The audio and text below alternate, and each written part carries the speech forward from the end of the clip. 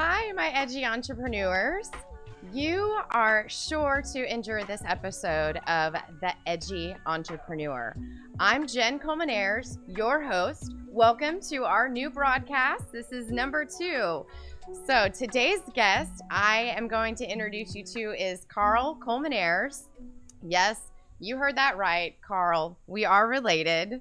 Meet my dad, an original TR firewalker. This man has taught me a whole lot about life, including that sales is an art form and building relationships is the foundation. As a 5-time President's Club qualifier, he has worked for regional sales companies and Fortune 500 companies, and knows that you have to be smart to hit those goals and to reach those goals. So, Dad, Carl, that is where I wanted to begin today as we dig into what is the anatomy of a goal. A goal is, first of all, good morning, everybody. When you're in sales or when you're starting a business or you're building a business, you need to know where you want to go. And a goal is like a roadmap. If you don't have a goal, you don't know where you're going. Very true. If you don't have a goal, you're not going to know when you get there. Very true. So the goal is the first thing, and right on the goal, right behind it, maybe even right in front of it, is knowing why. Excuse me. I'm new at this. And it's really good to take notes and put up sticky notes to turn off. Turn off your phone. That's awesome. I'm glad that was you and not me.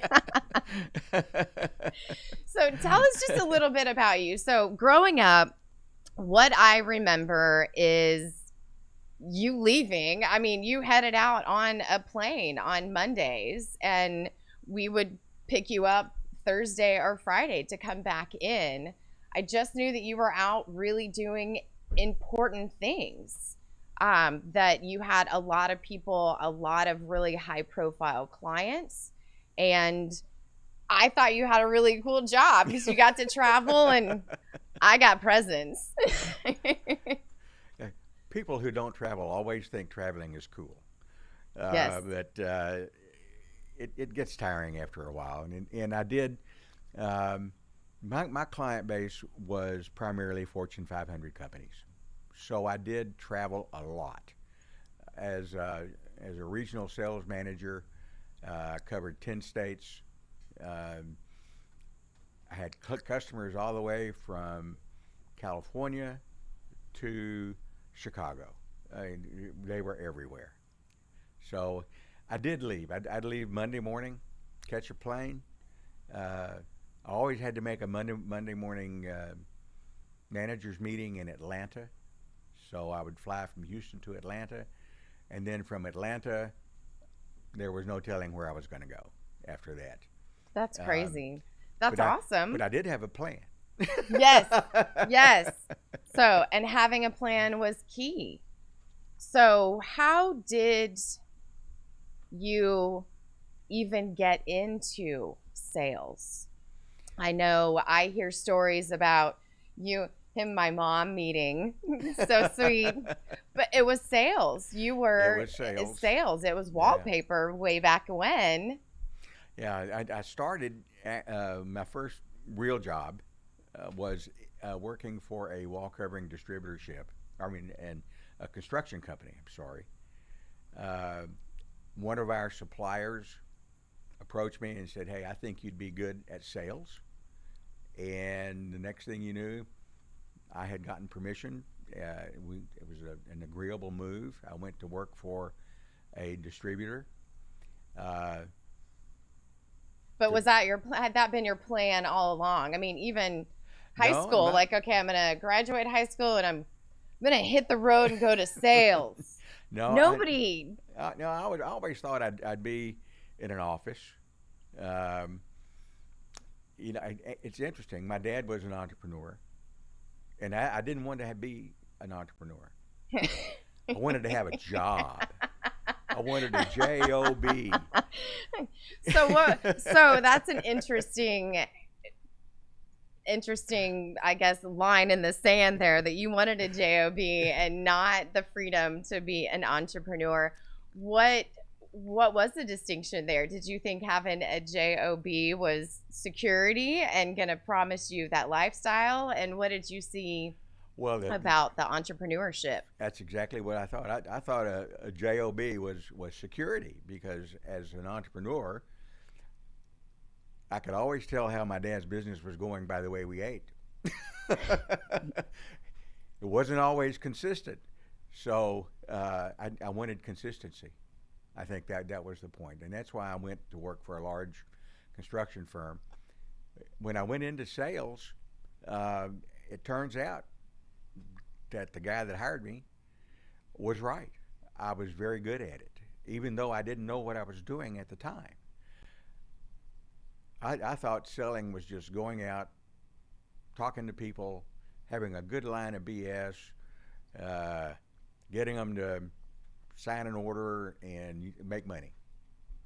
And for a while, I discovered that wasn't the entirety of it. Once I learned the process, that there was a process, then things really began to change for me. And that was still in construction? My first sales job was with the wall covering business. The wall covering. Yeah. Y'all, I have this wall covering inside a piece of furniture that he has refinished, and it's like thick and malleable. Vinyl. Yeah, it's thick, and it smells like bourbon still. I don't know why. So, yes, from there, and I like what you said, that I think a lot of people think sales and they think salesy, used car salesmen, dealerships, things like that. And it can be people that are just getting into the industry that don't understand that it's an art form. It's a language that you really speak. It's a dance that you learn to do with people in general. It's not like you ever turn it off. No, you don't turn it off. It becomes part of who you are after a while.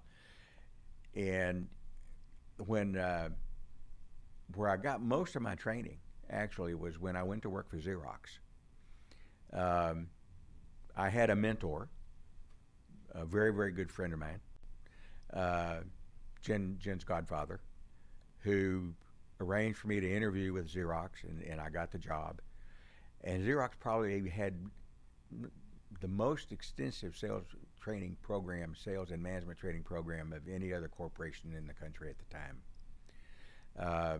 And what did that look like at the time? And we're talking back year. Set the stage. Set the stage for us. We're talking 1978.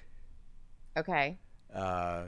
And it was in Leesburg, Virginia, XIC MTD, Xerox International Center for Management Training and Development. It was an opportunity unlike anything else, and you were segregated or sequestered into a classroom environment and just drilled for 8 hours a day, 5 days a week for 2 or 3 weeks. Now, are they dumping into you? What are they dumping into you? I mean, so you're gone. Here you are in this training facility with all these other people. You're living, eating, breathing, sleeping this material. Exactly. Is it interactive? I mean, I think I get interested is too the science back in the 70s versus where we are now with the technology and knowing so much more about our brain. Yeah, it was very interactive. What they would do is that they'd feed you the theory, and then they'd put you in a room where you were with a trainer in front of a camera and being videoed and live in front of the rest of the class, and they would go put you in the scenario that you just went over in theory. Man, they were kicking you right into action. Right into action. And some people don't do well in front of a camera. And it's another art form. Some people don't do well when they're asked to do something that you just heard. So it was good. It was excellent training at the time.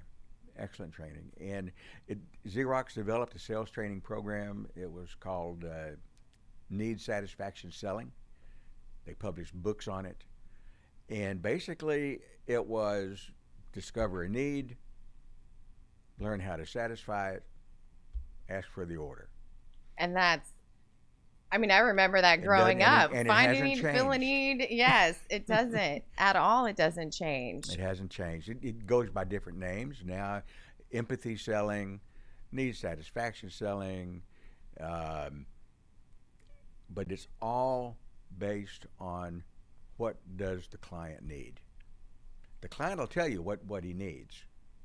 You just have to know how to get that information out, and then figure out how you can make him happy. Satisfy the need.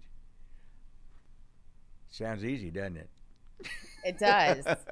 And that is definitely where the art form comes in to selling, but even more so is how, as a salesperson, how do you generate that want to and that drive? Because you're constantly getting up in the morning and facing a day that is unknown. You're constantly, it's like a roller coaster ride for me, and ticking, tick, tick, tick, tick, tick, tick up. Well, the goal is to wake up in the morning knowing what the day is going to be. There'll be things that happen during the day that change your plan. We're getting into goal setting now. Why you need a goal, because even though you know that things are going to be different, you still need to have an idea and a plan for the day. But you need to be flexible. This is where the knowledge of selling comes in. If you practice the craft, then when things change, you'll be able to change with it. It's like a surgeon that is going in to remove a gallbladder and something goes wrong. He's got to be able to adjust and change. So that's the day in the life of a salesperson. You start out knowing what you want to accomplish, hopefully. Right. But to get to the end of the day, it's going to be different. That's why if you don't have a goal, if you don't have a plan, if you don't have that roadmap, when you get off course, it's very difficult to find your way back.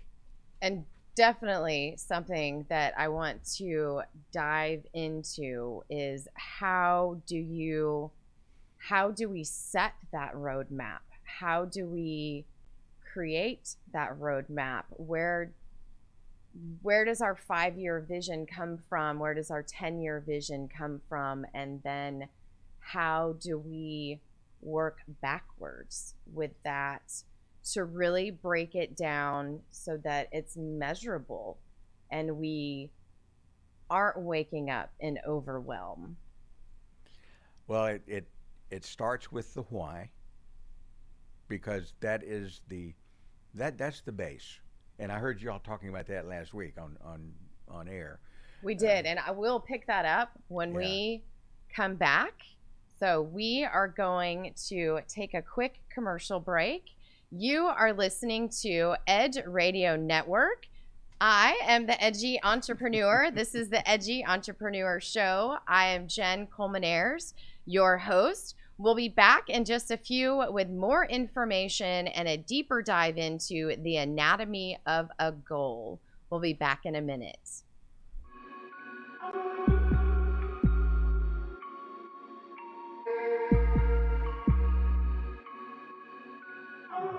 We work our whole lives to support our families. With one accident or illness, it can all be gone in an instant. Now there's a smart, affordable way to protect your family. Go to findhealthbenefits.com and discover low-cost life insurance for as little as $2 per month. Add to that a tax-deferred annuity that can help you protect your assets and grow your money for retirement. Learn more. Go to findhealthbenefits.com or call 877-235-6094. A critical illness can strike without warning and wipe out your life savings. In fact, it's the #1 reason for bankruptcy. Find Health Benefits offers an affordable solution. Get up to $50,000 if you get cancer, stroke, or a heart attack, giving you the peace of mind to focus on getting better while the plan helps you to pay your bills and medical expenses. Learn more. Go to findhealthbenefits.com or call 877-235-6094. 66% of seniors spend more time shopping for cable TV than Medicare plans. Most say because it's just too confusing. Laws change every year. The wrong plan could cost you thousands and prevent you from seeing the doctors you want. Introducing FindHealthBenefits.com. Save time, save money, see specialists without referrals. Go to FindHealthBenefits.com or call 877-235-6094 for this informative brochure. Society is on the edge.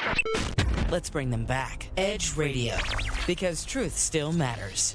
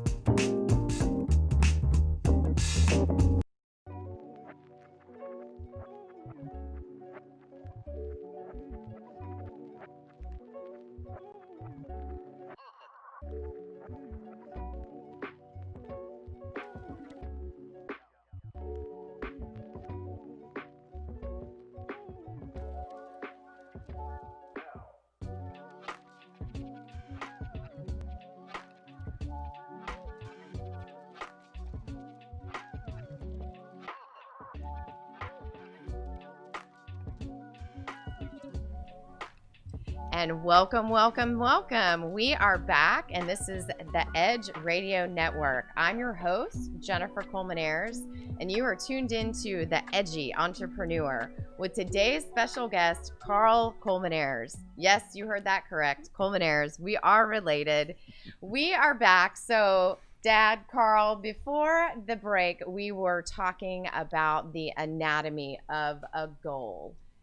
And you got into your why, that you have to have, that's your foundation of, you have to know that. So talk a little bit about your why. How do you find your why? What is your why? And why do you need a why? Well, first of all, you need a why to become committed to what you're doing. And you find your why by just saying, as an example, I want to sell cars because. You need to be able to answer the because. And I'll give you another clue. If it's because I want to make a lot of money, you're going to have a hard time in the long run. Your why has to be something that's almost eternal. It's something that you want to accomplish with your life that transcends what you're selling or to whom you're selling. So what does that look like for you? For me, it's always been finding how I can help the person that I'm delivering my product to. I've spent most of my life in the tech industry, computers, etc. So I was always solving an issue, a problem. Well, I had to discover the problem, discover the issue, discover what the client wanted, to solve, and then present him with a way to solve that problem and give him what he wanted. It sounds like such a simple formula. The formula is simple. The formula is simple. The execution is difficult. People get wrapped up in themselves and they forget why they're there. You should be there to help your client. It's all about the client. It's not about you. If it becomes about you, then it's going to be a long sales process. Well, and even going back on that note, when you're discovering your why. So here we are. It's January. It's goal setting season, for lack of better word. January 1st. I mean, there are people that have already fallen off the wagon. I will let you know I'm one of those. Like, my gym time has not been as good as what I wanted it to be in my head, but I have grace. So what, January 1st, okay, I'm going to do this. I'm going to do this. Why is January 1st? I mean, I guess I'm asking, why do we feel like we have to wait for that why to figure out? I mean, you read my mind. Yeah, because I'm like, there's something there. Like, we can all, like, I want to do this to make a lot of money. You made that. Mine is, I have a bigger purpose. My girls and my family fuel my passion, and making a difference in people's lives. That's really what fuels my passion, is seeing somebody's spark that we're talking about, seeing that ignited, being able to take the flame that I have and share a little bit of that to fan that flame. But it's really hard, I find, for people to dig down into that why. Well, the desire to share that spark is one of the things that will set you aside from all the other salespeople that your prospect is going to be talking to. And why January the 1st? That's a great question. If you understand your why, January 1st it becomes in your mind kind of like Monday. My week starts on Monday. Why? Why doesn't it start Sunday evening? Or why doesn't it start on Wednesday? Or why doesn't it start on Friday? You can't, or you should not, I don't believe, start every week over from scratch. Oh, that's so painful. That's true. You should be working every day. Now, what am I saying? Is that you become a slave to your job, and that you never go to the park or go swimming or go fishing or play golf? No, that's not what I'm saying. But what I'm saying is that you don't start over from scratch every Monday. So that's important.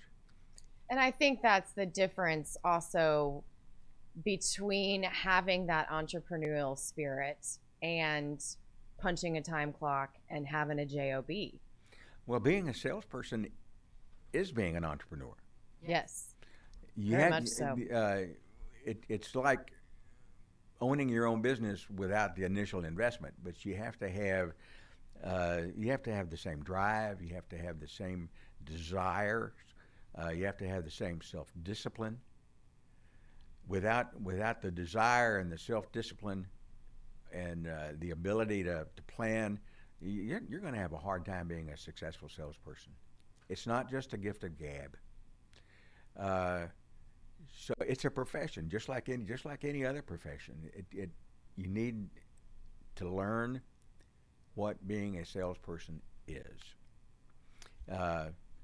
Now, we're going to be here for about another 45 minutes, and you will probably not hear I hope you hear 3 original ideas. But I've been selling for 50 years. And the basics really haven't changed that much. The products have changed. COVID has changed the market tremendously. Computers have changed the market. Our prospects today are so much more informed than they were 10 years ago, even 5 years ago. Well, and it's even on that note, we were talking about a number. Like, you're like, yes, I have a telephone number. And yeah, can I text that number? So Yeah. you're right. It is. It's constantly evolving. Well, I can remember when to make your business presence known, you would go get the best Yellow Page ad you could get. When was the last time many of us looked something up in the Yellow Pages? Well, there's a YP app. Exactly.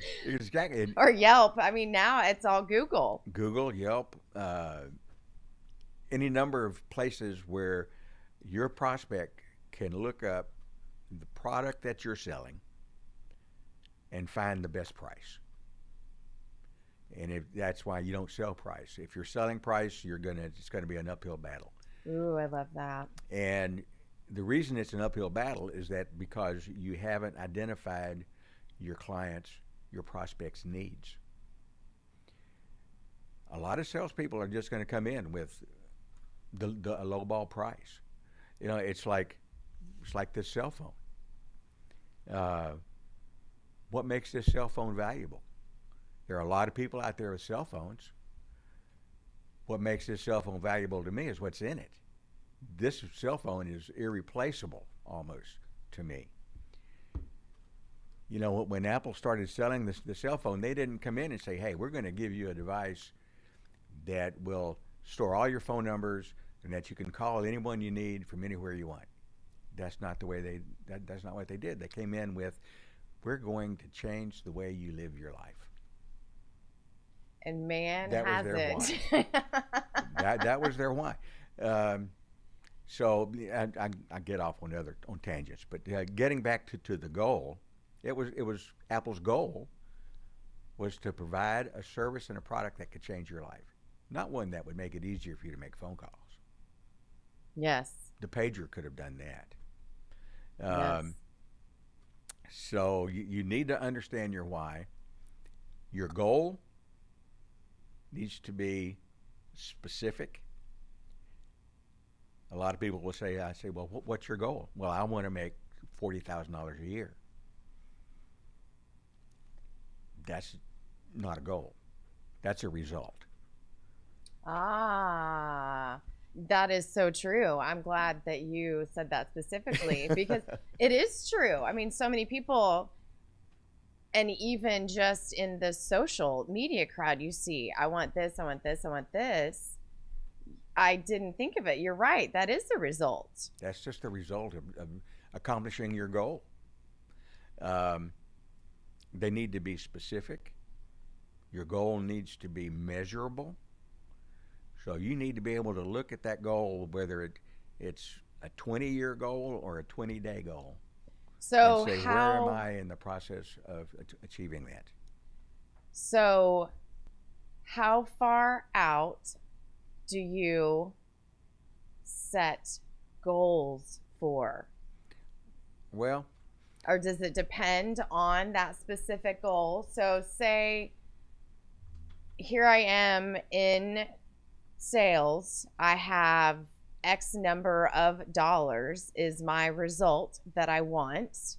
So how do I figure out how to get that result? Well, I'm a believer in long-term goals. A 20-year goal. I want to be able to sit on a yacht, enjoy a drink, enjoy the sun, catch fish. My wife and I are happy, my kids are grown, educated, and everybody's healthy. That's my 20-year goal. Now, you didn't hear money anywhere in there, did you? Very true. Yeah, you're right. So it's just a tool. the reason that the 20-year goal is feasible is because what you do today is going to affect 20 years from now. And like I said earlier, it's a roadmap, and you'll get off the path, but eventually you'll get to your destination if you know where you're going. So you know where you're going. We have a 20-year plan, which, yeah, my 20-year plan is almost up. The girls are almost off of college.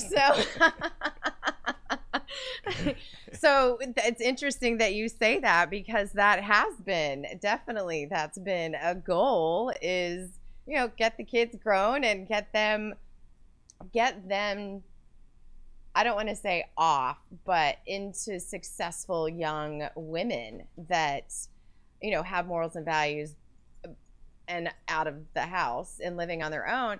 So now here I am. Okay, that was a huge goal. Now that's good. So I have business goals that I guess my question is, so now I've had this goal and I've been driven on this, and now how that is achieving, how do I kind of balance? Like, how do I set checks and balances up for myself so that even though I'm achieving those goals, I'm still constantly pushing myself and I'm setting new goals? And what does that look like? Well, again, it gets back to the why. I guess I can use myself as an example. Years ago, my wife started a business. And I came into the business because we wanted to provide the best service available in that industry, which it was a boarding kennel. Doesn't sound very glamorous, but that was my goal. I wanted to be the best boarding kennel in Texas. Now, everything sprang from that.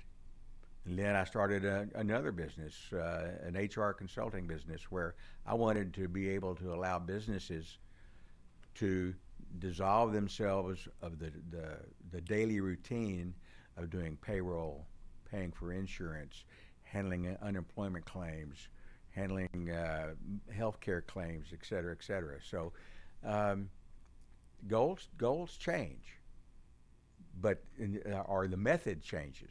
The goals haven't changed. And we will pick that up on our way back from this quick break.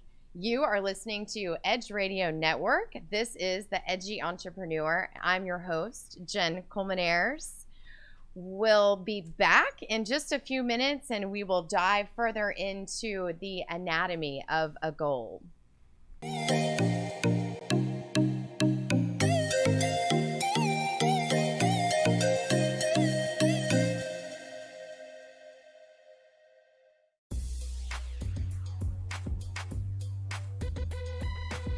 The Natural Nation Network is really about taking control of your health physically, spiritually, emotionally, even intellectually, because there's so much out there in misinformation. There's a lot of people now that are suffering from all sorts of diseases that they really wouldn't have to suffer for if they had better information. And that's what we're here to do. Provide information that can save lives. The mind and the body are totally connected. Health can be really serious, and you know, sometimes we just have to lighten it up a little bit while we're still providing substantive information. And you know, my sort of mantra on the salsa dance floor is kind of similar. You know, I tell somebody, if you make a mistake twice, it becomes a move. Okay? Tune into Natural Nation every Tuesday at 11 a.m. Are you a small business owner concerned about the downturn in the economy? Top business leaders like Mattress Mac and Warren Buffett will tell you that now is the time to promote your business more than ever. People need your services. Your business needs an edge. Learn about special advertising packages for small businesses right here on Edge Radio. find out more, give us a call at 281-744-0446. That's 281-744-0446. Edge, because truth still matters.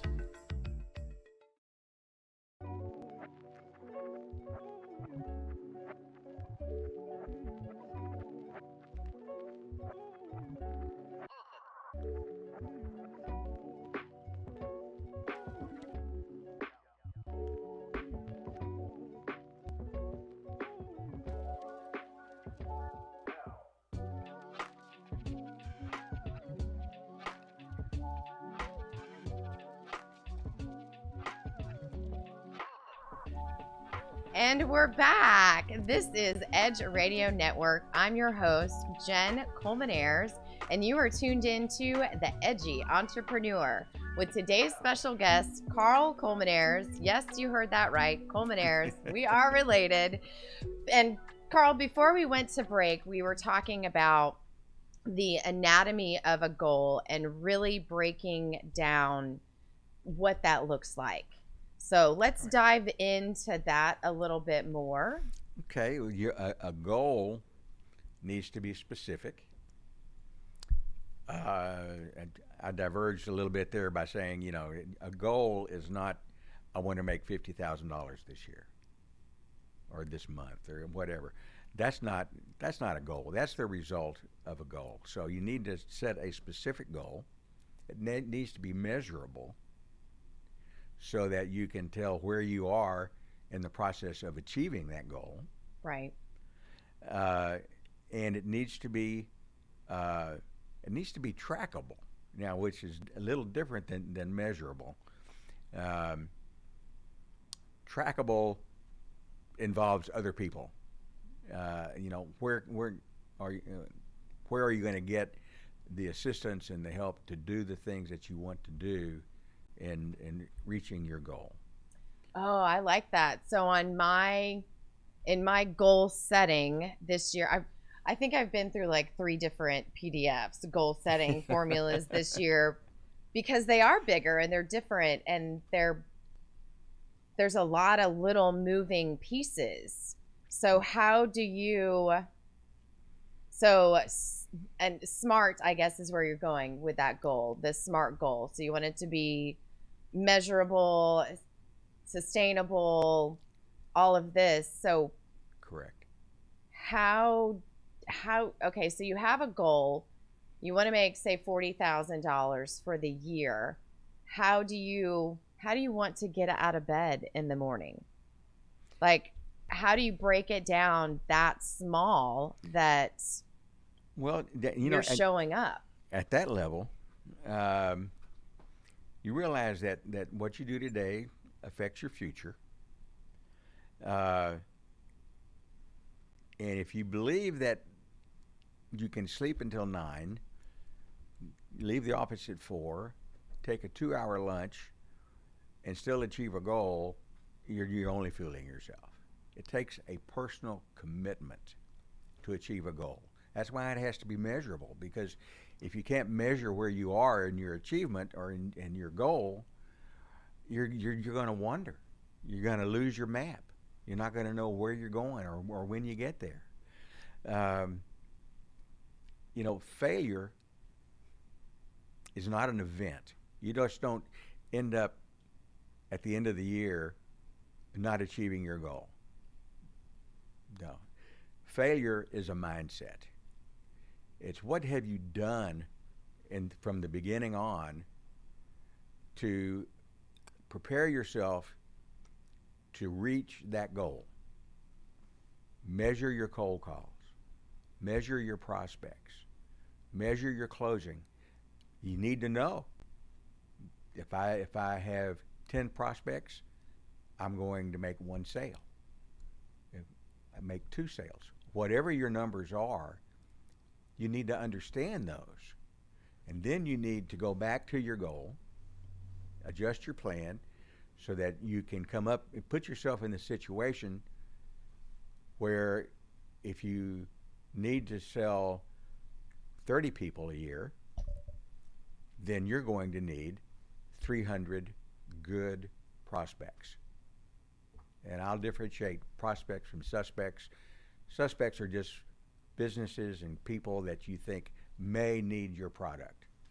Suspects. I don't think I've ever heard called suspects. I like that.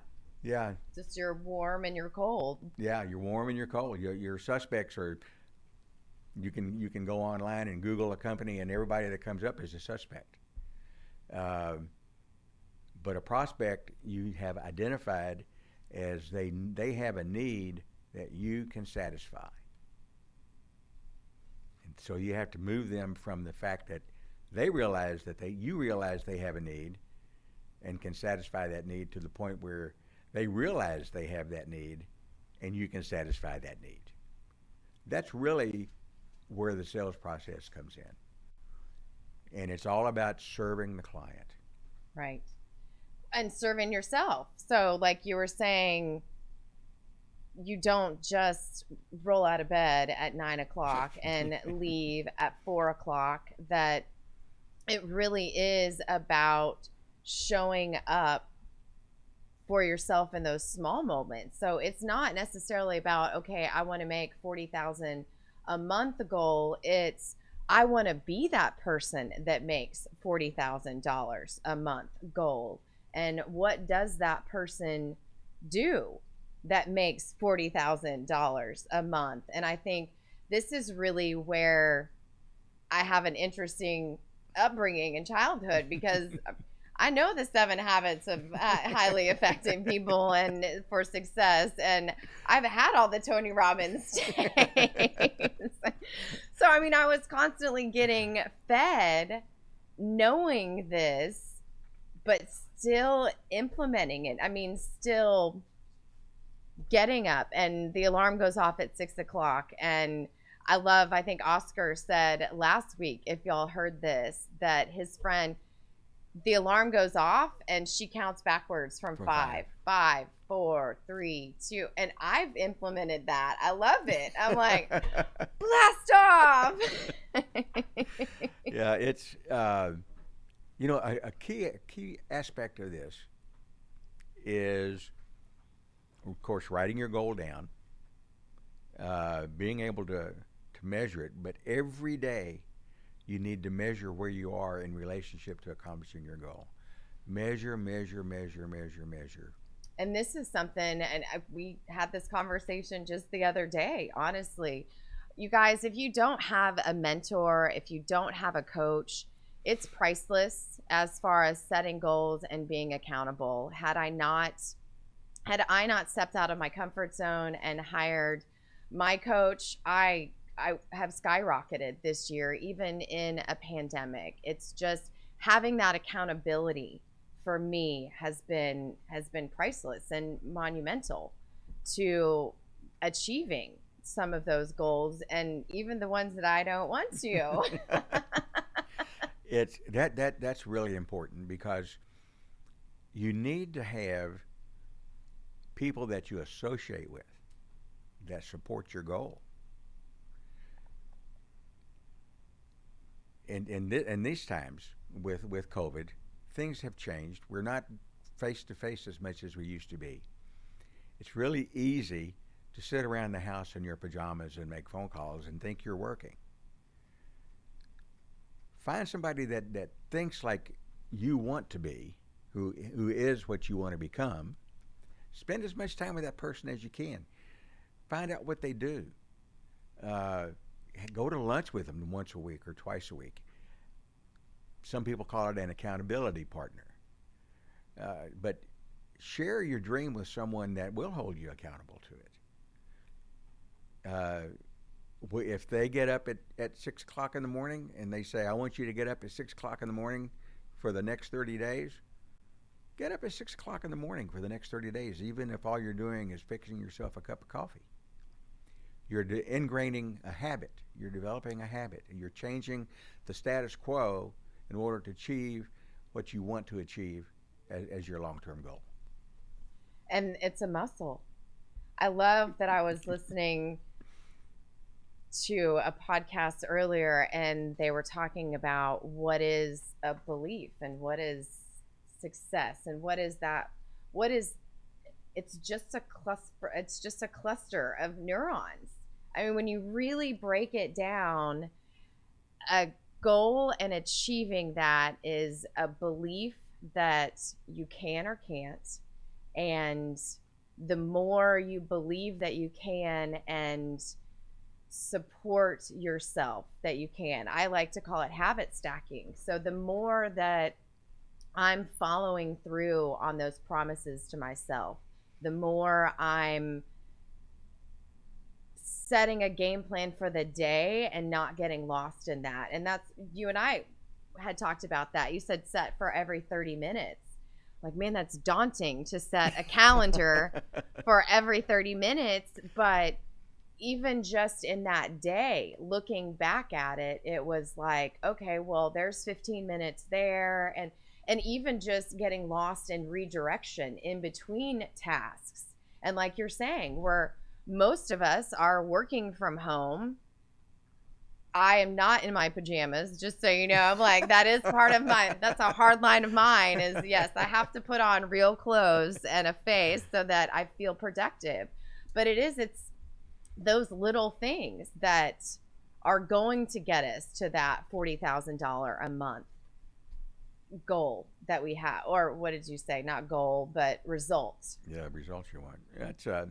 It's goes back to the very basics.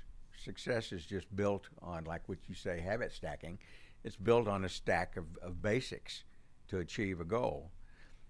As an example, Harvard Business School did a survey of graduating business students. This is Harvard. This is not just any old school. And they found that the students who wrote their goal down, 88% achieved that goal. 88%. But the really amazing thing is that only 20% of that graduating class had written their goals down. So you're looking at 88% of only 20%. The people that didn't write their goals down had good jobs, but they weren't exceptional in any way. So it's so important that you write it down. Put it on your refrigerator. Write it, make it the landing page on your cell phone. Should just keep it right in front of you where you can't forget what it is and why you're there. And I think that is so important. It is so important. And I know, especially when you're setting those new big goals and you're achieving new things, literally, it's like waking up without a program. Like, I have to wake up. I have a journal, so I journaled the night before, and I write 3 things that I'm starting my morning with just to kickstart that action, because I haven't done it before. So it's not like I'm going to wake up and be like, oh, it's a new day. I'm doing this, this, this, and this. No, I literally have a notebook by my bed. Okay, I'm waking up. These are the habits that I am implementing. This is my morning routine. Boom, boom, boom. And by my bed. And I'm like, I have every mirror in my home is written on. Yeah, that's so important, because if you wake up in the morning and you find yourself not knowing what you're going to do for the day, you're just setting yourself up for failure. Yes. Well, and lost time. And then you get into that perpetual spiral of, I know I should be doing something. What am I supposed to be doing? Okay, I'll just make a cup of coffee. And then before you know it, it's 10, 11 o'clock and you haven't gotten into that day. So that's not showing up as that $40,000 a month person. That $40,000 a month person, I like to say, show up and, like, I wake up today and my goal is to be the best version of my future self. If you sit down and talk with successful entrepreneurs, business owners, etc., they're constantly working. Even if they're out on the golf course, their mind is always, your mind's a wonderful thing. You can concentrate on so many things so quickly, it seems like you're wandering, but you're not. You can only literally only think of one thing at a time. I don't know whether y'all realize that or not, but you can think about one thing at a time so fast that your mind is just racing constantly. So when it comes to a plan and a goal, the hardest part of it is just do it. Yeah. 5, 4, 3, 2, 1.